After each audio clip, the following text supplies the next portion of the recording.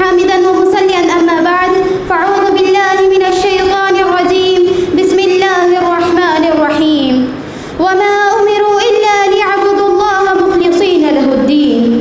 صدر محترم اور معزز سامعات، عنوان تقریر ہے اخلاص کی اہمیت. حاضرات، اخلاص کا تعلق دل سے ہوتا ہے اور دل ہی ایمان و عقیدے کا مسکن ہے اور دل اعضائے انسانی کا سردار ہے. اسی طرح اعمال صالحہ میں اخلاص کا ایک بہت بڑا مقام ہے. بغیر اخلاص کے کوئی معمولی عمل بھی اللہ کے یہاں قبول نہیں ہوتا.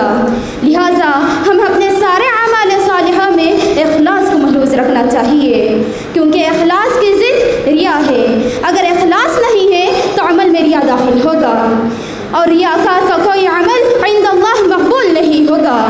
نبی کریم صلی اللہ علیہ وسلم نے فرمایا ان اللہ لا ينظر الى صورکم واموالکم ولكن ينظر الى قلوبکم واعمالکم.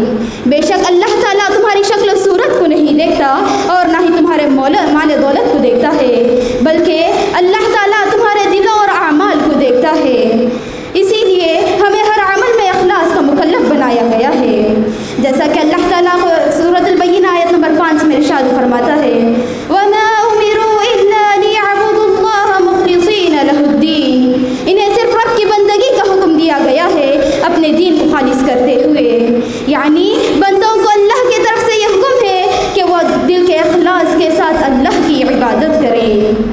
حاضرات، اخلاص ایک ایسا قیمتی زیور ہے جو مومن اور منافق کے درمیان تمیز کرتا ہے، اور ایمان اس وقت تک قبول نہیں ہو سکتا اور ہم جنت میں اس وقت تک داخل نہیں ہو سکتے جب تک کہ ہم اخلاص کو اپنا زیور نہ بنا لیں.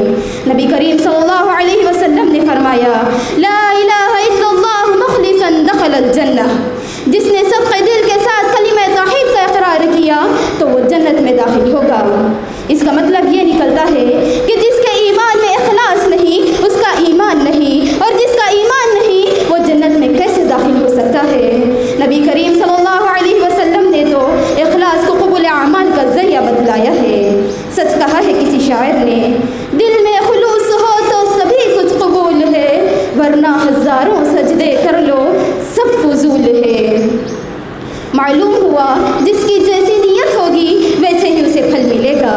لہٰذا ضرورت اس بات کی ہے کہ ہم اپنے ایمان و اسلام میں، عبادات و طاعات میں، اخلاقیات و معاملات میں اخلاص کو لازم پکڑیں. یہی اخلاص ہماری کامیابی اور کامرانی کی پہلی سیڑھی ہے. خلاصہ کلام یہ ہے کہ اخلاص ایک ایسا قیمتی زیور، اخلاص بہت ہی قیمتی اور نایاب زیور ہے جو صرف اللہ کے نیک بندوں کو حاصل ہوتا ہے. اخلاص قبول ایمان اور عمل صالح کا سبب ہے. اخلاص دخول جنت کا ذریعہ ہے. اخلاص اللہ کی خوشنودی اور رضامندی اور تقرب کو حاصل کرنے کا ذریعہ ہے. آخر میں رب العالمین سے دعا ہے کہ اللہ تعالی ہم تمام کو اخلاص کی اہمیت و عظمت کو سمجھنے کی توفیق عطا فرمائے اور ہمیں نیک عمل کی سعادت نصیب فرمائے. آمین. تقبل یا رب